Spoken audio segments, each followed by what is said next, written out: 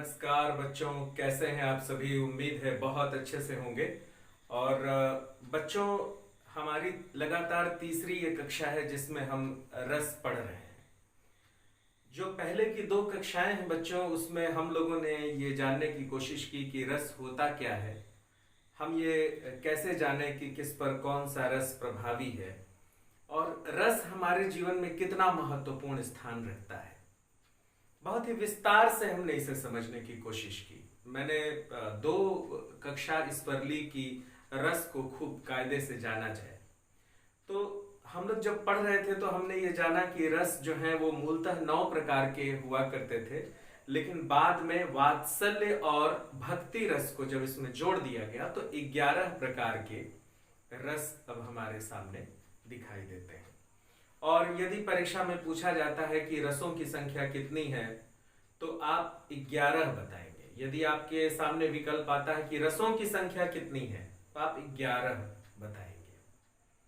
ठीक है, तो 9 वाली बात अपने मन से अब आप हटाइए।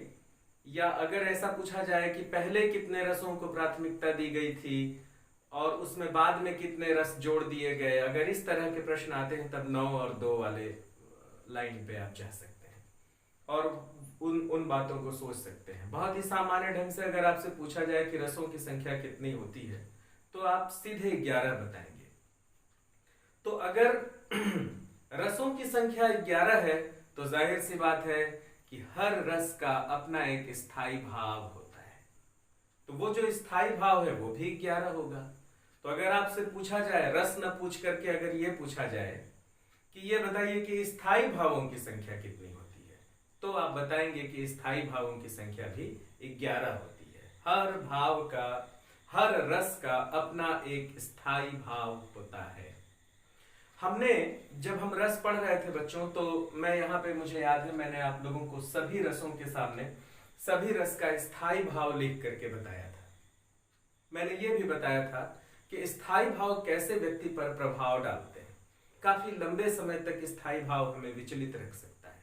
और करुण रस तो एक ऐसा रस है बच्चों जिसका स्थायी भाव शोक है। करुण रस जिसमें अपनों के बिछड़ जाने से दुख उत्पन्न होता है, उसका स्थायी भाव इतना लंबा प्रभाव डालता है व्यक्ति पर कि व्यक्ति का जीवन बदल देता है। रस इतने ताकतवर होते हैं, इतने प्रभावी होते हैं मनुष्य पर। वहीं श्रृंगार रस इतना प्रभावी होता है कि जीवन में अगर श्रृंगार रस न रहे तो मनुष्य के जीवन में खुशी की कल्पना नहीं की जा सकती। वात्सल्य रस न रहे तो माता पिता को अपने बच्चों से प्रेम नहीं होगा। भक्ति रस न रहे तो एक भक्त के जीवन में कभी ईश्वर का महत्व स्थापित नहीं हो पाएगा। शांति रस एक ऐसा रस है बच्चों जिसके खोज में लगातार हम भटकते रहते हैं। बड़े बड़े ऋषि मुनियों ने बहुत तपस्या के बाद ये बताया कि शांत रस जो है वो एक ऐसा रस है जो हमारे जीवन में बहुत ही महत्वपूर्ण स्थान रखता है। शांति की तलाश में हिमालय में लोग भटक रहे हैं कि कहीं तो शांति मिल जाए। तरह तरह के यौगिक क्रियाकलाप अपना रहे हैं कि कहीं तो शांति मिल जाए, है ना। रौद्र रस एक ऐसा रस है जिससे कि आप अगर आधुनिक समय में देखें तो आदमी तुरंत गुस्से में आ जाता है। गुस्से में आ जाता है तो उसका जो रक्तचाप है, ब्लड प्रेशर है, वो बढ़ा हुआ होता है। तो ये रस जो है वो सिर्फ व्याकरण नहीं है बच्चों। रस जो है ये 11 तरह के मनुष्य पर पड़ने वाले प्रभाव हैं।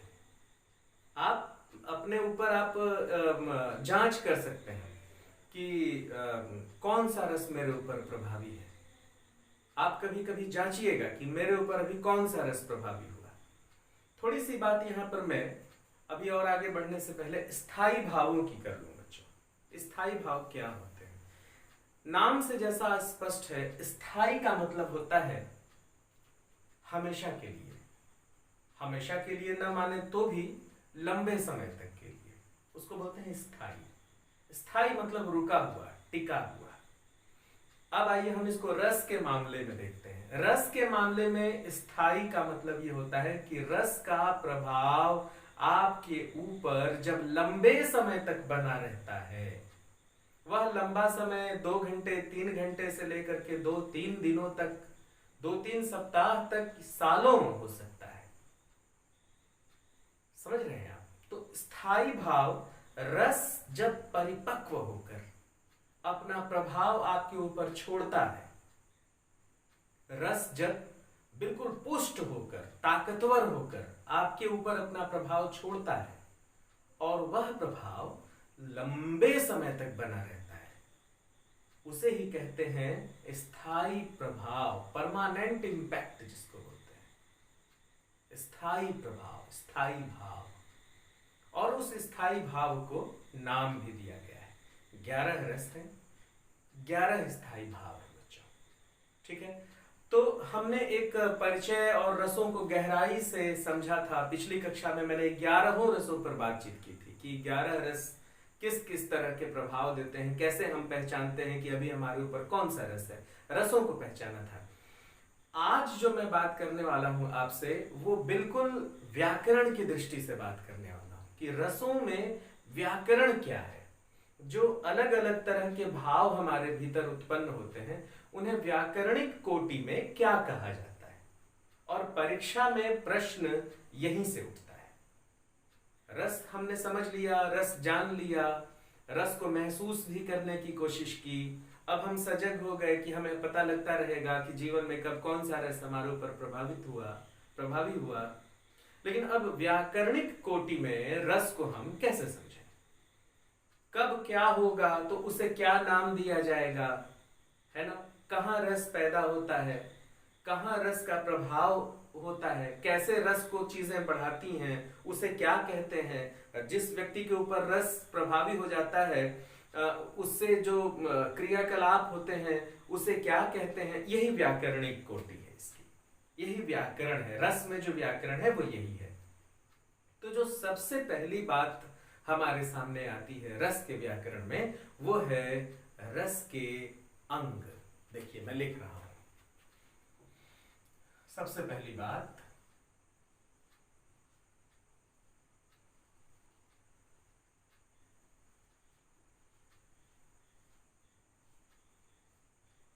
रस के अंग, मतलब कि कौन कौन सी चीजें मिलकर रस बनाती हैं। संपूर्ण रूप से अगर हम रस को समझें तो उसमें ढेर सारी चीजें शामिल होती हैं, वह सब मिलकर के रस बनाती हैं, ठीक है। तो रस के अंग कौन कौन से हैं। तो जो सबसे पहला भाव, सबसे पहली चीज है रस में, वह है विभाव।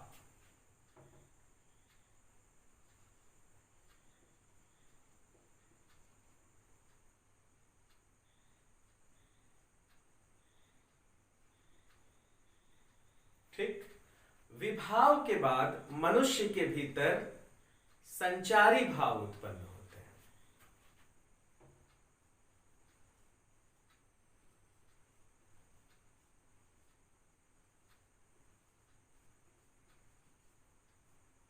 संचारी भाव को हम व्यभिचारी भाव भी कहते हैं बच्चों। संचारी भाव, संचारी भाव के बाद विभाव, संचारी भाव। संचारी भाव जब मनुष्य में रस को धीरे धीरे बढ़ाने लगता है, तो मनुष्य के हाव भाव से, क्रियाकलापों से रस दिखने लगता है, उसे हम कहते हैं अनुभाव।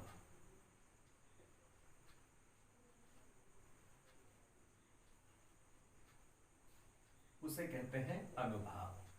और जब विभाव, संचारी भाव, अनुभाव तीनों व्यक्ति में दिखाई देने लगते हैं, तब रस एकदम प्रभावी, एकदम गाढ़ा, एकदम प्रभाव दिखाने वाला हो जाता है, और वहीं से मनुष्य के ऊपर उसका स्थायी प्रभाव दिखने लगता है। उसे हम कहते हैं स्थायी भाव। तो अब आप देखिए कि रस के 4 अंग होते हैं बच्चों। रस के जो अंग हैं, अगर आपसे परीक्षा में पूछा जाए रस के कितने अंग होते हैं, 4, 5, 6, 7, तो आप इसका जवाब देंगे कि रस के 4 अंग होते हैं। कौन कौन से? विभाव, संचारी भाव, अनुभाव, और अनुभाव से आगे बढ़ते ही स्थायी भाव। अब चलिए हम इन चारों को पहले समझते हैं। इन चारों को समझने के बाद ही हम आगे बढ़ेंगे। इनमें और भी कोटियां हैं, आगे चल के अभी ये और बढ़ेगा, तो हम शुरू से इसे समझते चलते हैं। ठीक है। रस के अंग। रस का जो पहला अंग है वो है विभाव। विभाव दो प्रकार के होते हैं, आलंबन और उद्दीपन। चलिए पहले मैं इसे लिख देता हूं, आलंबन और उद्दीपन को लिख देता हूं, फिर हम संपूर्ण विभाव को समझेंगे। विभाव के बच्चों दो प्रकार होते हैं, एक होता है आलंबन और दूसरा होता है उद्दीपन। अब आइए हम संपूर्ण विभाव को समझने की कोशिश करते हैं कि क्या होता है विभाव। ठीक है। विभाव, मान लीजिए कि राम के स्वयंवर की सभा का हम एक उदाहरण लेते हैं। विभाव मतलब जिसके भीतर रस उत्पन्न हो रहा है। मान लीजिए कि मैं राम के स्वयंवर को देख रहा हूं। ठीक है। बहुत खूबसूरत स्वयंवर है, राम बड़े खूबसूरत दिखाई दे रहे हैं, सीता बहुत खूबसूरत दिखाई दे रहे हैं, तो मेरे भीतर भी श्रृंगार की भावना जन्म लेगी। ठीक है। मैं भी श्रृंगार के भाव से प्रेरित होऊंगा, मुझ में भी गुदगुदी उत्पन्न होगी कि वाह कितनी अच्छी दुल्हन है, कितना अच्छा दुल्हन दुल्हा है, इन दोनों का ब्याह हो रहा है, वाह वाह बहुत अच्छा दृश्य है। तो वो भाव मेरे ऊपर भी, अगर मैं भक्त हूं तो फिर भगवान के प्रति मेरी श्रद्धा उत्पन्न होगी। ठीक है। और अगर मैं एक सामान्य नागरिक का विवाह हो रहा है, राम और सीता सामान्य है और मैं भी सामान्य ढंग से उसे देख रहा हूं, तो मेरे ऊपर रस प्रभावी हो रहा है। तो मेरे ऊपर जो रस प्रभावी हो रहा है, उन सभी परिस्थितियों को मिला करके विभाव नाम दिया गया है। विभाव रस को उत्पन्न करने की तमाम परिस्थितियां विभाव कहलाती हैं। ठीक है। फिर से देख लीजिए, रस को उत्पन्न करने वाली सारी स्थितियां विभाव कहलाती हैं। माने जिस जगह को देखकर, जिस भावना को देखकर, जिस स्थान को देखकर, है ना, जिस मति को सुनकर, जिस कविता को सुनकर, समझ लीजिए मैं कितना बड़ा दायरा आपको बता रहा हूं कि जिस व्यक्ति को देखकर, वस्तु या स्थान को देखकर, घटनाक्रम को देखकर, किसी बात को सुनकर जब स्थायी भाव जगता है तो उन समस्त चीजों को विभाव कहते हैं। क्या कहते हैं? विभाव। भाव मतलब भाव जगाना, और वि मतलब चारों ओर। विभाव, विभाव मतलब वह संपूर्ण परिस्थिति जिसके कारण मनुष्य में रस जगता है, उसे हम कहते हैं विभाव। समझ में आ गया? बस इतना जान लीजिए, विभाव किसे कहते हैं? जिस व्यक्ति, वस्तु, स्थान, घटनाक्रम, ध्वनि, स्वर, दृश्य इत्यादि चीजों को देखकर मनुष्य के भीतर रस की उत्पत्ति होती है, उन समस्त दृश्य को, उन समस्त चीजों को विभाव कहते हैं। क्या कहते हैं? विभाव। अब आप देखिए, विभाव के दो प्रकार हैं, आलंबन विभाव, उद्दीपन विभाव। आलंबन और उद्दीपन क्या होता है बच्चों? आप इसको ऐसे समझिए कि आलंबन, आलंबन मतलब होता है बच्चों सहारा। क्या होता है? सहारा। आलंबन मतलब क्या होता है? सहारा। जब हम किसी का सहारा बनते हैं तो उसे कहते हैं ये हमारा आलंबन है। ठीक है। तो आलंबन जिसको देख रहे हैं, जिसका सहारा पाकर रस पैदा हो रहा है और हमारे ऊपर प्रभाव डाल रहा है, वह आलंबन है। रस का आलंबन माने रस का साथी, रस को जो उत्पन्न कर रहा है। पहले मैंने विभाव क्या बताया? विभाव आपको बताया कि संपूर्ण दृश्य जो हम देख रहे हैं, सुन रहे हैं, स्थान को देख रहे हैं, घटनाक्रम को देख रहे हैं, उन संपूर्ण चीजों को मिलाकर विभाव कहते हैं। और विभाव के दो भाग हैं, आलंबन और उद्दीपन। याद रखिएगा, परीक्षा में यहां से प्रश्न पूछता है कि विभाव के कितने प्रकार होते हैं? तो निश्चित रूप से आप लिखेंगे विभाव के 2 प्रकार होते हैं। कौन कौन से प्रकार होते हैं? आलंबन और उद्दीपन। बिल्कुल याद रखने वाली चीज है। क्या क्या मैंने बताया? रस के अंग कितने प्रकार के होते हैं? 1 2 3 4। विभाव, संचारी भाव, अनुभाव, स्थायी भाव। संचारी भाव हम कहते हैं व्यभिचारी भाव को।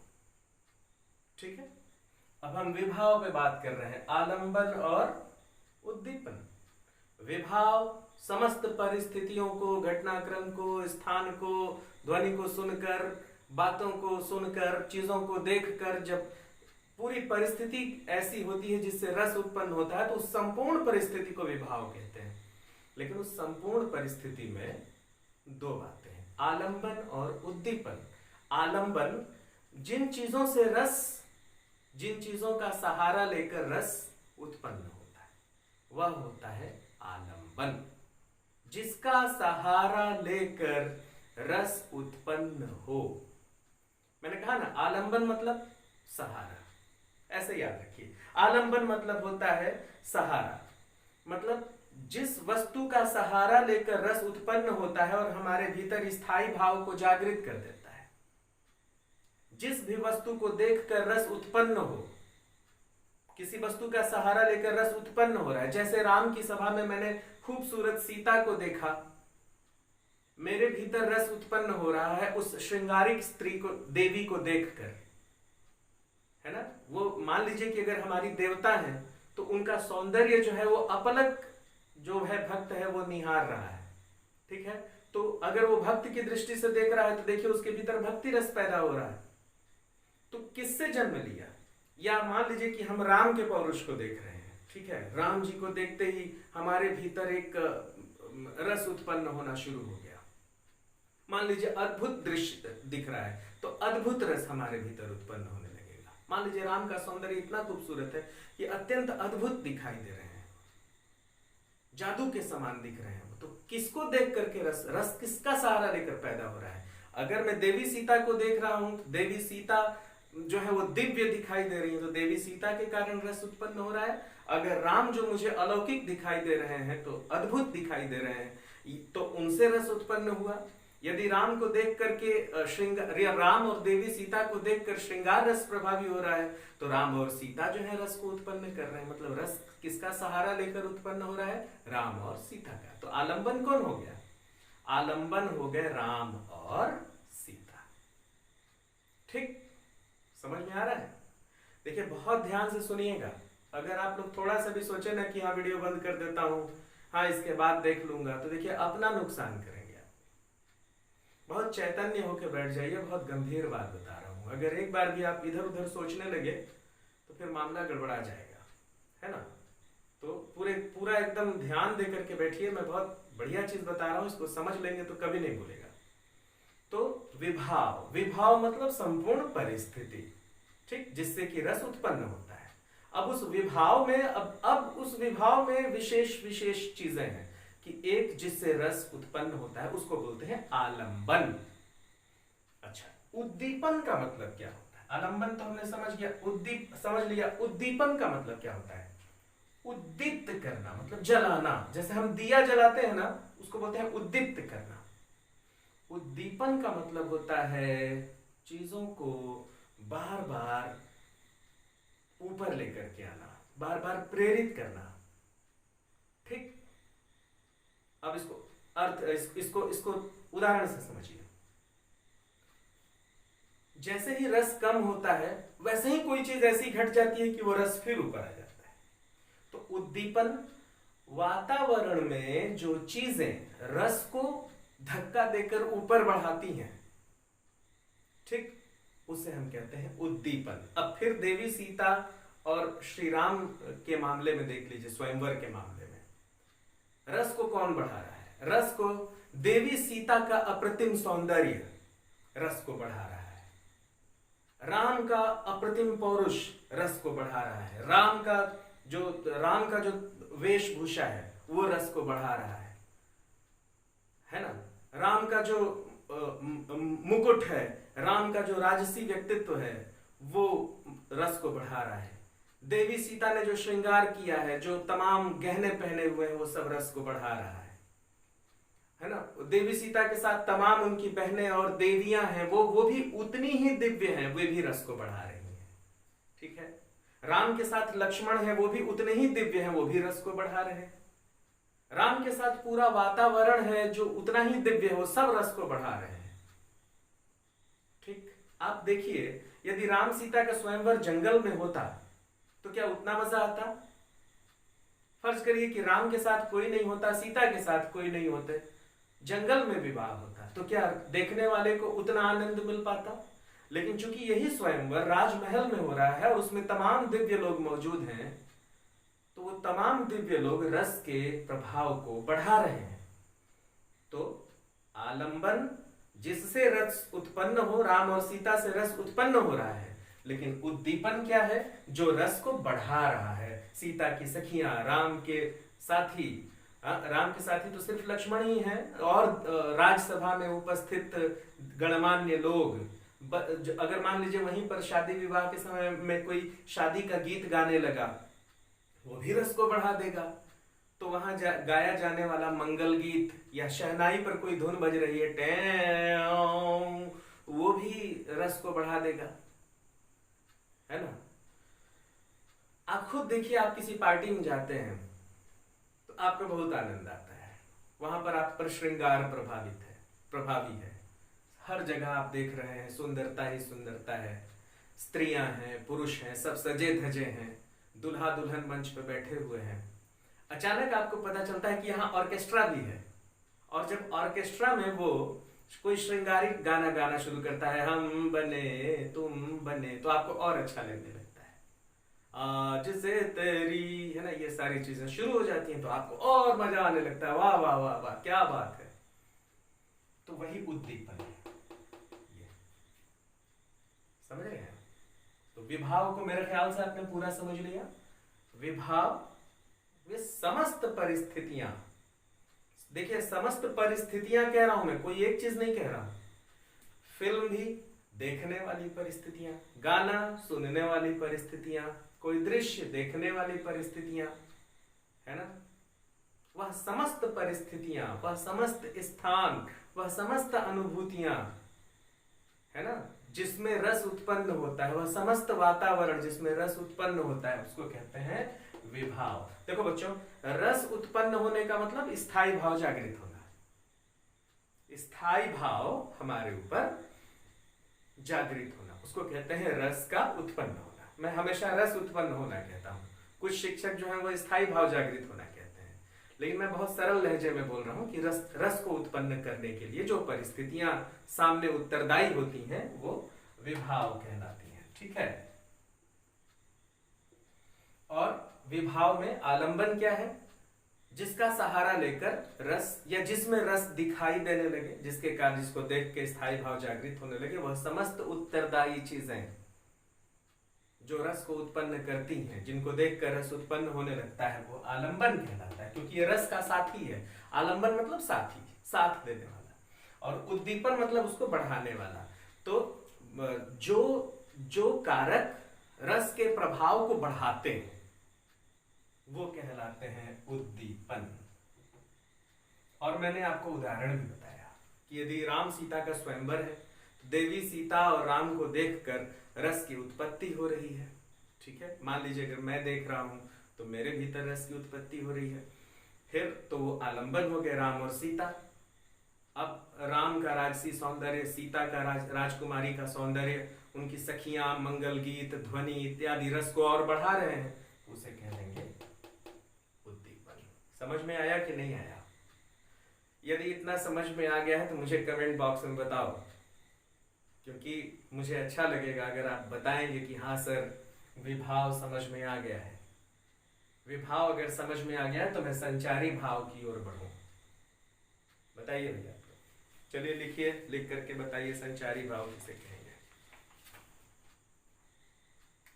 लिख लिए? चलिए मैं बताता हूं। संचारी भाव, संचारी भाव को व्यभिचारी भाव भी कहा जाता है। संचार का मतलब आप जानते ही हैं, संचार करना मतलब, संचार मतलब किसी चीज का एक स्थान से दूसरे स्थान तक जाना आना, उसे कहते हैं संचार।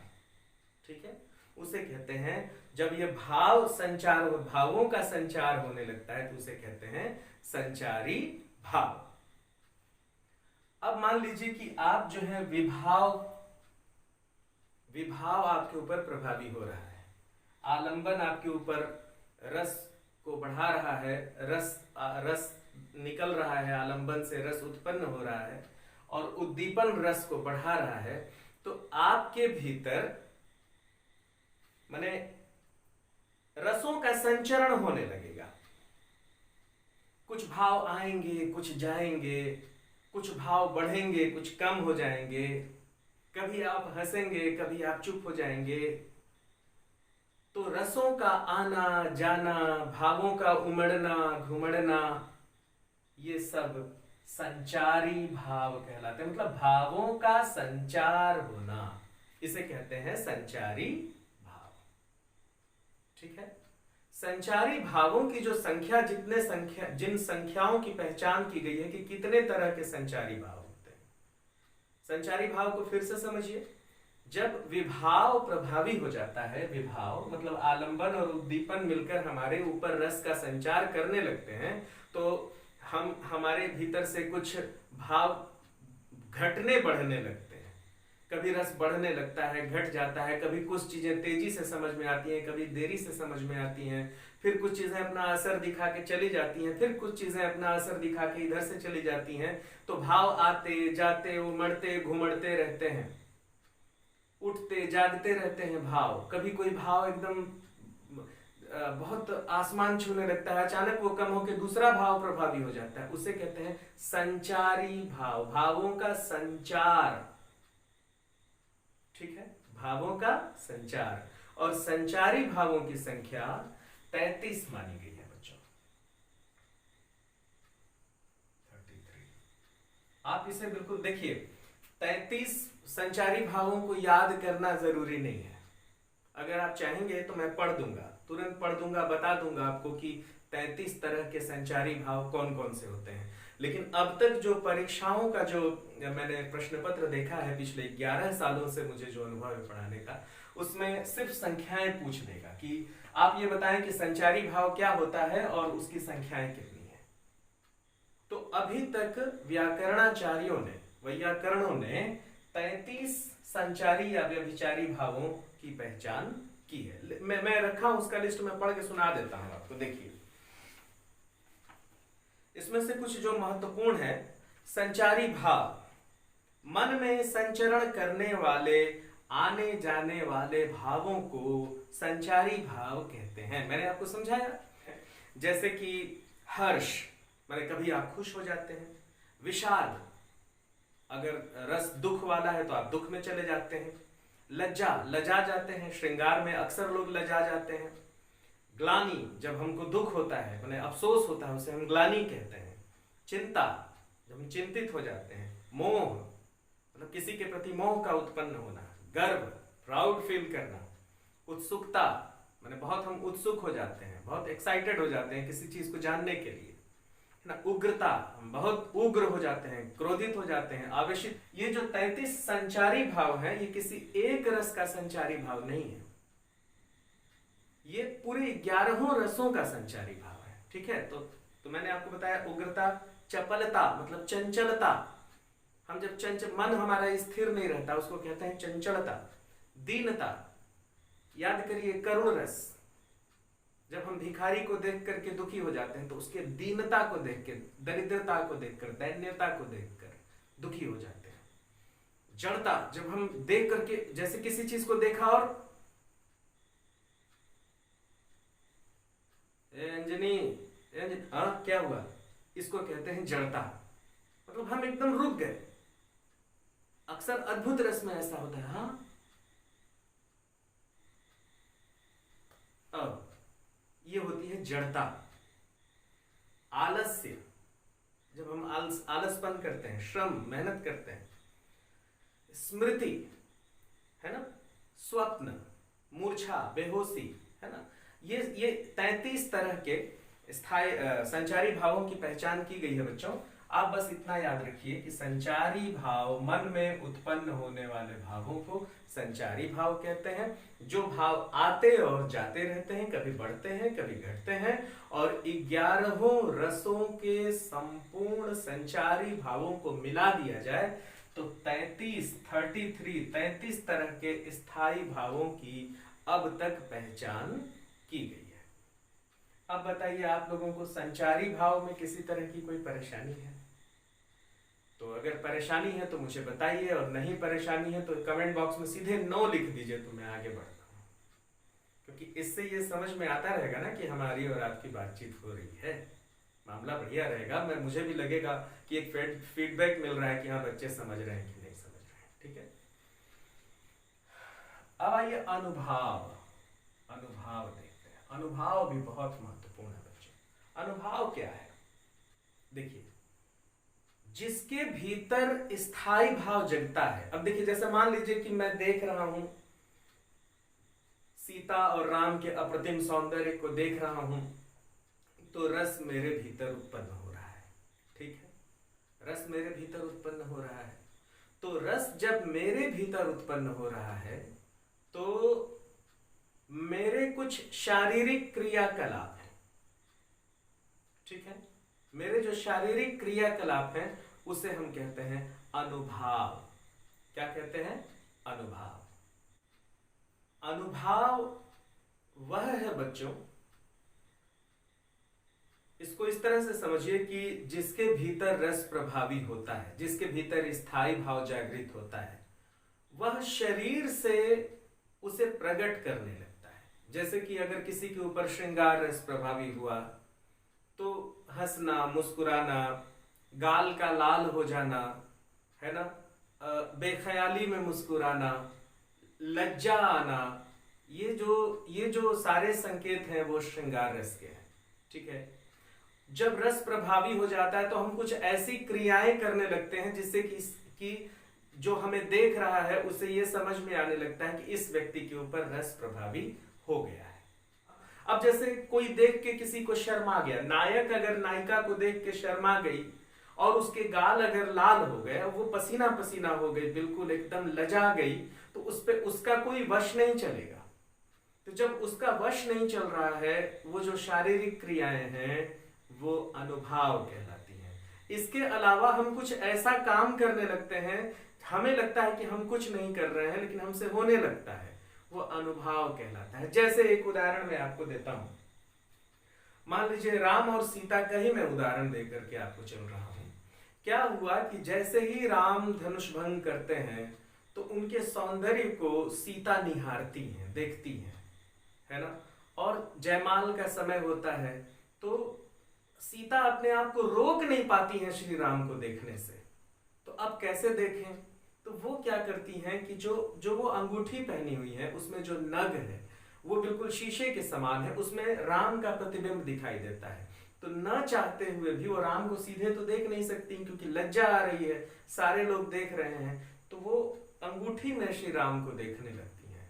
तो इससे यह समझ में आता है कि वो यहां तक सीता जो है वो करने के लिए तैयार हैं राम को देखने के लिए कि एक टक वो अपनी अंगूठी पर निहार रही हैं, जिस पर उनका वश नहीं है।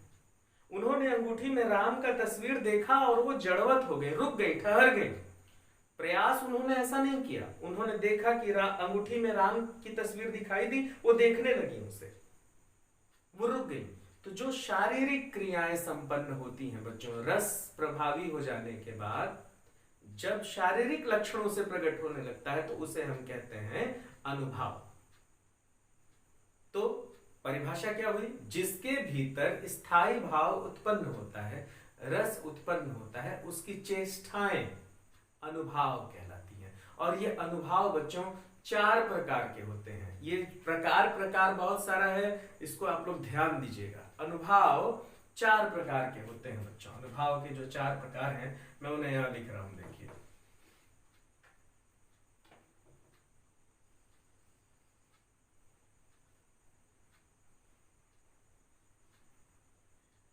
देखिए, जो सबसे पहला अनुभाव है वह है सात्विक।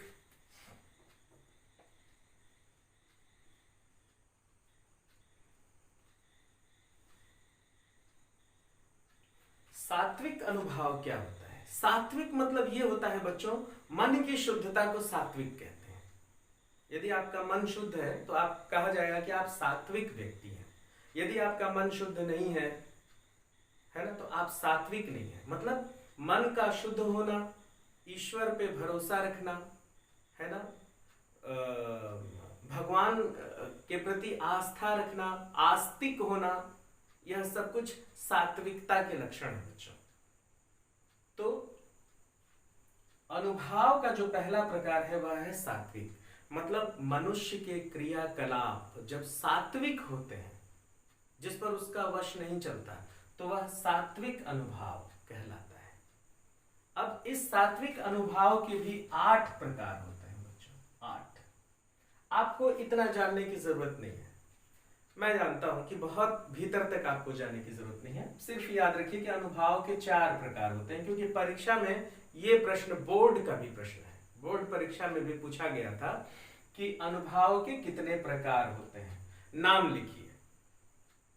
तो अनुभाव के 4 प्रकार होते हैं। पहला होता है सात्विक। सात्विक मतलब जब रस प्रभावी हो जाता है तो हमारे शरीर से कुछ ऐसी क्रियाएं होती हैं जिस पर हमारा वश नहीं चलता, वह क्रियाएं सात्विक क्रियाएं कहलाती हैं। ये 8 प्रकार के होते हैं। जो दूसरा प्रकार है बच्चों वो है कायिक।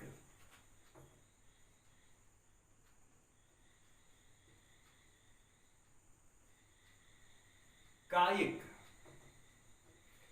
काया मतलब होता है शरीर। देखिए सात्विक मानसिकता से संबंधित है, हमसे हो नहीं पाता है, हम खुद नहीं करते हैं, अपने से होता है, ठीक है, उस पर हमारा कोई वश नहीं है, वह होता है सात्विक। ठीक है। कायिक, कायिक मतलब काया मतलब होता है बच्चों शरीर।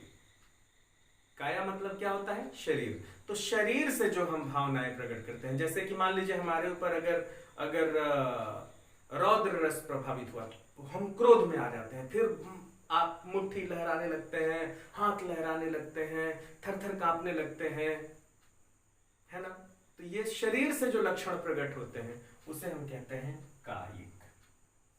सात्विक जो होता है इस पर हमारा वश नहीं चलता, लेकिन कायिक जो होता है अगर हम चाहें तो इस पर अपना वश स्थापित कर सकते हैं। जैसे कोई नायक है, नायिका को देखते ही उसकी तरफ दौड़ पड़ता है ना। तो नायिका को देखते ही नायक का दौड़ पड़ना क्या कहलाएगा? कायिक कहलाएगा। मान लीजिए हमारे ऊपर वात्सल्य रस प्रभावी है, तो मान लीजिए मैं पिता हूं, मेरा बच्चा सामने आया, मैंने उसे उठा लिया, मैंने उसे चूमा, तो ये कायिक कहलाएगा, क्योंकि मैं शरीर से आचरण कर रहा हूं। तो अनुभाव मतलब कि जिसके ऊपर रस प्रभावी होता है वह जो क्रियाएं करता है, तो सात्विक क्रियाएं हमारे वश में नहीं रहती, कायिक क्रियाएं हमारे शरीर से संपादित होती हैं, वह कायिक कहलाती हैं। समझ में आया बच्चों? उसके बाद होता है मानसिक।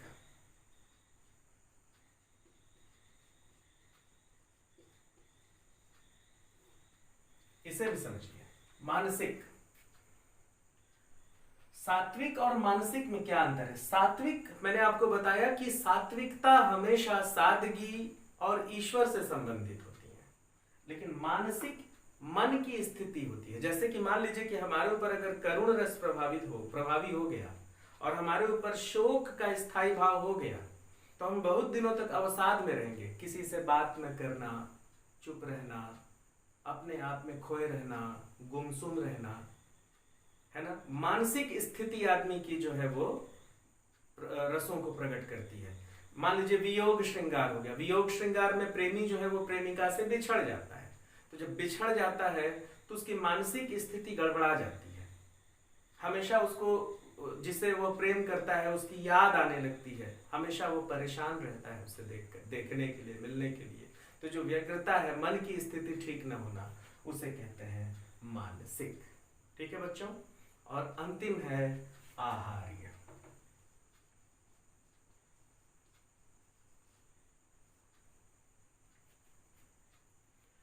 आहार्य का मतलब क्या होता है बच्चों? जब हम रस के वशीभूत होकर कुछ बाहरी क्रियाकलाप रस रस को प्रदर्शित करने के लिए करने लगते हैं, जैसे कि कुछ ऐसे क्रियाकलाप जिससे कि हम स्वयं में ये महसूस करने लगे कि हमारा रस और बढ़ रहा है, और हम उसको और पुष्ट करने के लिए हम दूसरी चीजों पर ध्यान देना शुरू कर देते हैं, दूसरे काम करना शुरू कर देते हैं। उदाहरण से समझिए, जैसे मान लीजिए कि मेरे ऊपर अगर श्रृंगार रस प्रभावी है तो मैं कौन सा दूसरा काम करूंगा बताइए? मैं ये दूसरा काम करूंगा कि मैं खूब सुंदर ढंग से सजना शुरू कर दूंगा, चेहरे को पोतना शुरू कर दूंगा, सेंट लगाना शुरू कर दूंगा, है ना? रस को और महसूस करने के लिए, रस को और बढ़ाने के लिए मनुष्य द्वारा जो कृत्रिम क्रियाएं की जाती हैं, आर्टिफिशियल वर्क किए जाते हैं, उसे कहते हैं आहार्य, है ना? सुंदर बनने के लिए गहने पहन लेना, जैसे मेरे ऊपर अगर श्रृंगार रस प्रभावी है तो मैं गहना पहनने लगूं, है ना? तो वो आहार्य कहलाएगा। इसी के ठीक उलट अगर मेरे ऊपर करुण रस प्रभावी हो जाएगा, शोक हो जाएगा, तो मैं रंगीन कपड़े उतार के रख दूंगा, सफेद कपड़े पहनने लगूंगा, है ना? तड़क भड़क से बचना शुरू कर दूंगा।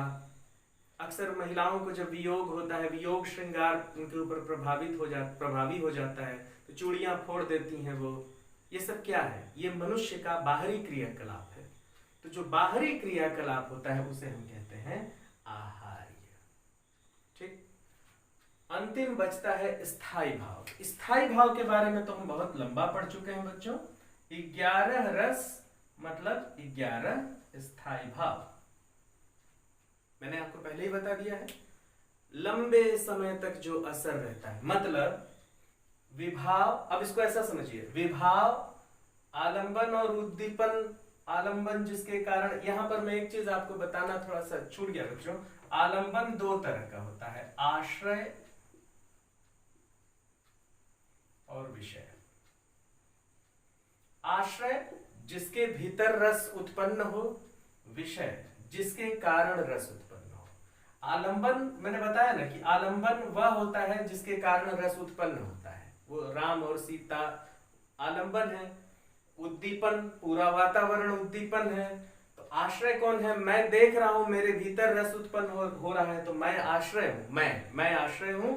और विषय, वो संपूर्ण चीजें जो है वो विषय है। चलिए, एक मेरे घड़ी में हालांकि समय हो रहा है, 2 मिनट और दीजिए, मैं इसको फिर से एक बार 2 मिनट के भीतर एक बार और समझा देता हूं। रस के अंग 4 प्रकार के होते हैं, विभाव, संचारी भाव, अनुभाव, और ये तीनों मिलकर स्थायी भाव जगाते हैं। स्थायी भाव यानी लंबे समय तक रस का प्रभाव रहना। ये रस का प्रभाव 1 मिनट से लेकर 1 वर्ष, 2 वर्ष, 3 वर्ष, जिंदगी भर रह सकता है। ठीक है। विभाव, जिन परिस्थितियों के कारण रस उत्पन्न होता है उसे विभाव कहते हैं। लेकिन विभाव 2 प्रकार के होते हैं, आलंबन और उद्दीपन। अगर मैं देखने वाला हूं, मेरे भीतर अगर रस उत्पन्न होने वाला है, तो मैं अगर किसी दृश्य को देख रहा हूं, सुंदर दृश्य को, राम सीता का स्वयंवर देख रहा हूं, तो राम और सीता के कारण रस उत्पन्न हो रहा है, तो जिसके कारण, जिसके सहयोग से रस उत्पन्न होता है वह होता है आलंबन। उद्दीपन जो रस को बढ़ा रहा है, मतलब वहां की सखियां, वहां के राजागण, वहां राजसभा का सौंदर्य, गाए जाने वाले गीत, ये सब कुछ रस को बढ़ा रहे हैं, तो उद्दीपन हो जाएगा। आलंबन के 2 प्रकार होते हैं, आश्रय और विषय। मैं देख रहा हूं तो मेरे भीतर रस प्रभावी हो रहा है, तो मैं हो जाऊंगा आश्रय, मतलब जिसके भीतर स्थायी भाव जन्म लेता है, पक्का होता है, वह आश्रय कहलाता है। भाई मैं ही, मेरे भीतर न रस हो रहा है उस दृश्य को देखकर, तो मैं आश्रय हूं। और विषय, ये संपूर्ण चीज विषय है, विषय जिसके कारण रस उत्पन्न हो रहा है। ठीक है।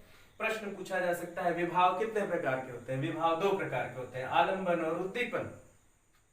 आलंबन कितने प्रकार का होता है? आलंबन 2 प्रकार का होता है, आश्रय और विषय। प्रश्न क्या आता है? कोई एक उदाहरण देकर के आलंबन और उद्दीपन को समझाइए। मैं अगले क्लास में, अभी ये रस खत्म नहीं हुआ है, अगली कक्षा में अभी इन सभी 11 रसों के अर्थ, उसमें आश्रय, उद्दीपन क्या है, उसमें स्थायी भाव क्या है, उसमें संचारी भाव क्या है, ये सब आपको लिखवाऊंगा बच्चों, क्योंकि ये सब आपको पढ़ना है, बिल्कुल तैयारी करनी है रस की। फिर संचारी भाव यानी व्यभिचारी भाव, मन में उमड़ते घुमड़ते भाव, उठ रहा है गिर रहा है, उठ रहा है गिर रहा है, ऐसे भावों को हम कहते हैं संचारी भाव। संचारी भाव जो है वो आपके स्थायी भाव को बढ़ाते रहते हैं, कम नहीं होने देते हैं। ठीक। अनुभाव, जिसके भीतर रस भरा हुआ है, जो रस के प्रभाव में आ गया है, उसके जो शारीरिक क्रियाकलाप हैं, है ना, जो अपने शरीर से वो क्रियाएं करने लगता है, चाहे वो मानसिक हो, चाहे सात्विक हो, चाहे वो कायिक हो, चाहे आहार्य हो, अनुभाव कहलाता है। मतलब जो अनुभव से जो क्रियाकलाप होने लगते हैं उसे अनुभाव। यह सात्विक है। ये 4 प्रकार का होता है बच्चों अनुभाव: सात्विक, कायिक, मानसिक, आहार्य। सात्विक मतलब कि जो हमारे वश में न हो, शुद्ध हो, ईश्वर के प्रति समर्पित हो, ऐसे भाव सात्विक भाव कहलाते हैं। ठीक है। कायिक, शरीर से जाहिर होने वाले जो भाव हैं, कायिक, काया मतलब शरीर, उससे कायिक समझ लीजिए आप। ठीक। सात्विक 8 प्रकार का होता है, अभी मैं आपको बता दूंगा, पढ़ दूंगा, मैं लिखा हूं। कायिक, और उसके बाद मानसिक, हमारी मानसिक स्थिति, अवसाद से भर जाना, खुशी से भर जाना, इस पर हमारा कोई वश नहीं चलता, वह है मानसिक अनुभाव। आहार्य, जब हम कोई क्रिया करने लगते हैं, जैसे हम श्रृंगार के प्रभाव में है तो सेंट छिड़कने लगे, गहना पहनने लगे, दुख में है, अगर स्त्री है कोई दुख में है ना, शोक रस, करुण रस उसके ऊपर प्रभावी हो गया तो श्रृंगार करना बंद कर देगी, चूड़ियां फोड़ देगी, है ना, काजल लगाना बंद कर देगी, बिंदी लगाना बंद कर देगी। कोई पुरुष है, शोक रस प्रभाव, करुण रस प्रभावी हो गया, शोक उसके ऊपर स्थायी भाव हो गया, तड़क भड़क से सजना बंद कर देगा। आहार्य, जब हम बाहरी चीजों को ओढ़ लेते हैं या कुछ बाहरी चीजों को अपना लेते हैं, आहार्य कहलाते हैं। और स्थायी भाव 11 प्रकार का होता है, जिसे हम पढ़ चुके हैं। ठीक है बच्चों, मेरे इस स्टूडियो में अभी 2-3 दिनों से चूहों का प्रभाव है, चूहे, और ये उनके लिए बहुत प्यारा चीज है। मेरे जितने स्केच थे वो चूहे लेके चले गए। एक छोड़ दिया था, उन्होंने कहा कि पांडे जी आप इससे पढ़ा लीजिए बच्चों को, बच्चों का नुकसान हम लोग नहीं करेंगे, ये बचा हुआ है। नहीं तो अक्सर मैं इसमें कई रंगों का प्रयोग करता हूं ताकि चीजें अलग से दिखाई दें। ठीक है बच्चों, मैं पढ़ाने आया तभी मुझे पता चला। तो ठीक है, आज की कक्षा को हम यहीं समाप्त करते हैं। अगली कक्षा में हम जो 11 रस हैं उसमें एक एक उदाहरण लिखेंगे और रस के अंग की दृष्टि से उसमें क्या क्या चीजें हैं उसको हम नोट्स बनाते चलेंगे। ठीक है, और मैं कोशिश करूंगा कि एक लिखा हुआ नोट्स आपको स्क्रीन पे दे दूं, एक संक्षिप्त नोट्स आपको स्क्रीन पे दे दूंगा, आप स्क्रीन से पॉज करके उसे लिख लीजिएगा। ठीक है, मैं पूरी कोशिश करूंगा कि हर तरह से आपकी मदद कर सकूं। इसके बाद भी कोई दिक्कत होगी तो मुझे फोन करिएगा। नमस्कार।